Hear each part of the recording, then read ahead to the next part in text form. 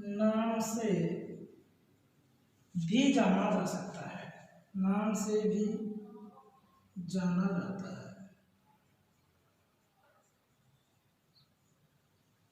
रेखा समाकल बंद पथ C के द्वारा परिबद्ध पृष्ठतल के अभिविन्यास पर निर्भर करता है। किस पर निर्भर करता है? रेखा समाकल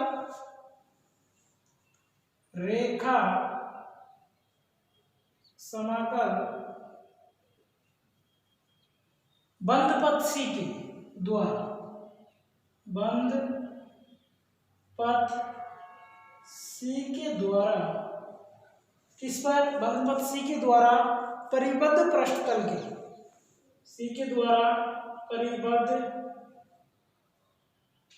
पृष्ठतल के अभिविन्यास पर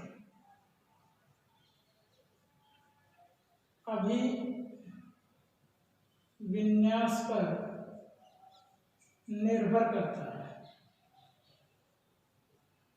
अभिविन्यास पर निर्भर करता है। यहां तक ये टॉपिक आपका कंप्लीट है। क्या? ओनली किसको? सदिश फलन के कर्ल को बताया गया यहाँ तक कि सदिश फलन का कर्ल में जो रेखा समाकलन होता है वो क्या होता है? ये होता है सदिश फलन का रेखा समाकलन।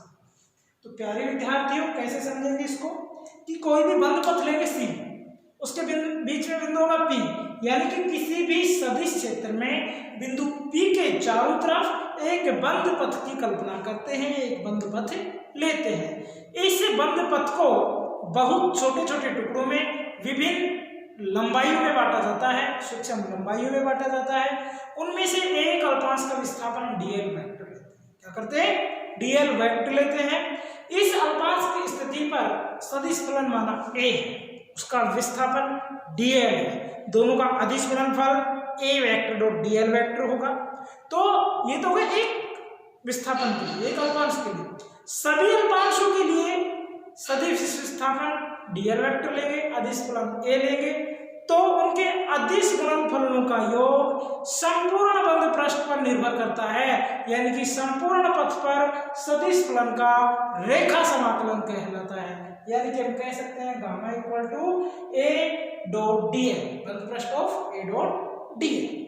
और जो सदिश फलन का बंद पथ पर रेखा समाकलन होगा उसे हम परिसंचरण के नाम से भी जानते हैं। किसके नाम से जानते हैं? परिसंचरण के नाम से भी जाना जाता है। प्यारे विद्यार्थियों, रेखा समाकल बंद पृष्ठ C के परिबद्ध पृष्ठतल के अभिविन्यास पर निर्भर करता है।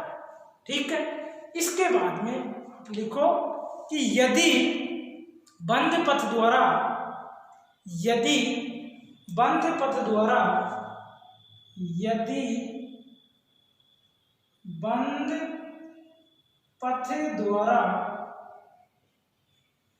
परिबद्ध पृष्ठतल को इस प्रकार माना जाए, बंद पथ द्वारा परिबद्ध पृष्ठतल को इस प्रकार माना जाए,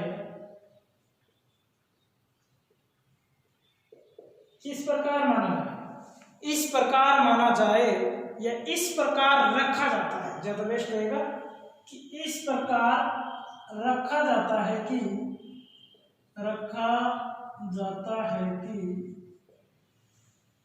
रेखा समाकलन परिसंचरण का मान अधिकतम हो जाए। रेखा समाकल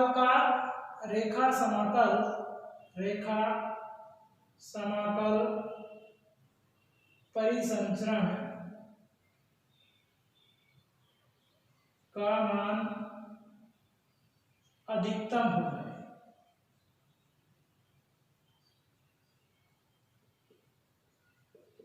मान अधिकतम हो जाए। तो इस स्थिति में उपरोक्त रेखा समाकल, तो इस स्थिति में उपरोक्त रेखा समाकल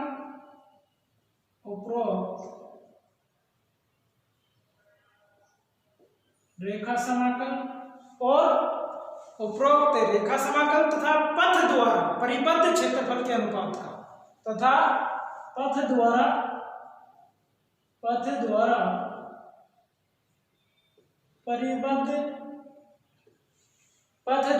परिबद्ध क्षेत्रफल के अनुपात का सीमांत मान, परिबद्ध क्षेत्रफल के अनुपात का सीमांत मान, अनुपात का सीमांत मान, यानी कि जब क्षेत्रफल किसके पास हो, शून्य के पास हो। सीमांत मान क्षेत्रफल अल्पांश की स्थिति पर, सीमांत मान क्षेत्रफल अल्पांश की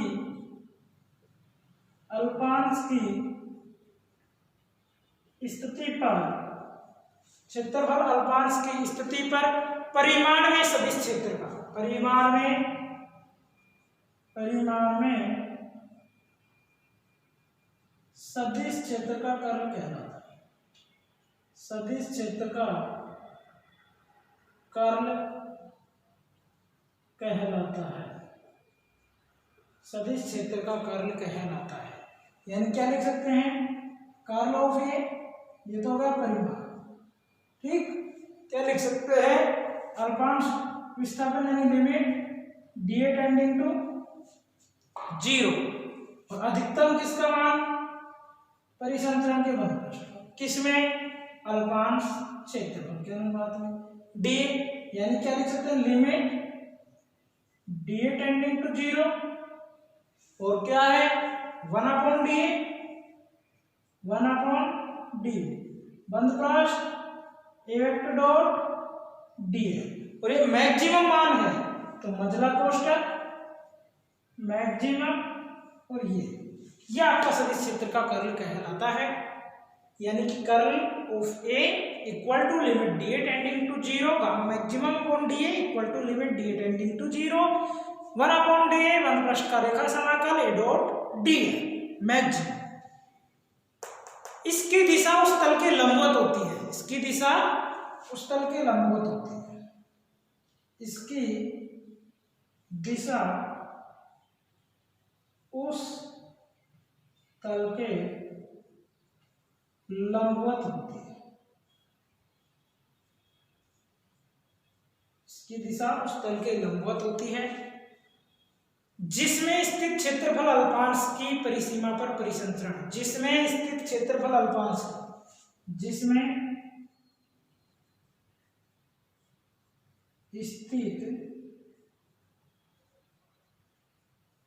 क्षेत्रफल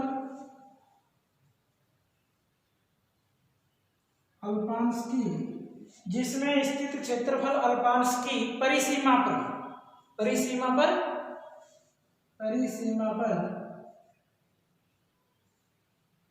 परिसंचरण अधिकतम होता है, परिसंचरण अधिकतम होता है, परिसंचरण अधिकतम होता है। प्यारे विद्यार्थियों, ये आपका सदिश क्षेत्र का कर्ल है। इसके बाद में क्षेत्रफल अल्पांश का क्षेत्रफल अत्यल्प हो, क्षेत्रफल अल्पांश का क्षेत्रफल बहुत कम हो, तो यही क्षेत्रफल अल्पांश एक बिंदु मात्र होता है, और कर्ल का मान क्षेत्र में इस बिंदु की स्थिति पर निर्भर करता है। और यदि किसी बिंदु पर स्थित क्षेत्रफल अल्पांश की दिशा में एकांक सदिश n कैफ हो, तो प्रति एकांक क्षेत्रफल परिसंचरण की अधिकतम वैल्यू होगी curl dot A vector n Kaif, जब एकांक वेक्टर क्या हो, n कैफ, ठीक है। सेम वैल्यू होगी ऐसे कैसे, limit dA tending to 0 1/dA मझला कोष्ठक A वेक्टर डॉट dl, और मैक्सिमम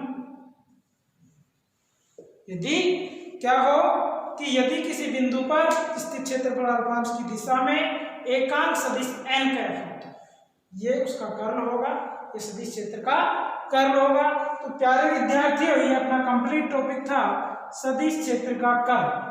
सदिश फलन का कर्ल क्या होता है, सबसे पहले फिर एक बार हम बात करते हैं कि इसमें एक बिंदु P होता है सदिश क्षेत्र में, उसके चारों ओर एक बंध परिपथ C या बंधपथ C होता है, उसे छोटे छोटे लंबाई के टुकड़ों में बांटा जाता है। उसमें से कोई अल्पांश विस्थापन dl है, एक अल्पांश विस्थापन लेते हैं जिसका सदिश फलन a है और विस्थापन dl है, तो दोनों का गुणनफल अदिश गुणनफल a डॉट dl होगा। सभी अल्पांशों के लिए जो भी मतलब अदिश गुणनफल होगा उनका योग संपूर्ण पथ पर सदिश फलन के रेखा समाकलन कहलाएगा और वो gamma equal to a dot dl होगा। और अब हम कर्ल की बात करें तो बंद परिपथ लेंगे, उसमें पृष्ठ तल को इस प्रकार मानते हैं कि रेखा समाकल का जो परिसंचरण का मान हो मैक्सिमम, रेखा समाकल बंद पथ के द्वारा इसके अभिन्यास पर यदि बंद पथ द्वारा परिपथ क्षेत्रफल को इस प्रकार रखा जाए, इस प्रकार माना जाए कि रेखा समाकल के परिसंचरण का मान क्या हो मैक्सिमम हो जाए, तो उस स्थिति में ये जो रेखा समाकल और पथ द्वारा परिबद्ध क्षेत्रफल के अनुपात का जो सीमांत मान होगा वो क्षेत्रफल अल्पांश की स्थिति पर परिमाण में सदिश क्षेत्र का कर्ल कहलाता है और उसे हम कहते हैं कर्ल ऑफ एक vector equal to limit d tending to 0 gamma maximum upon d।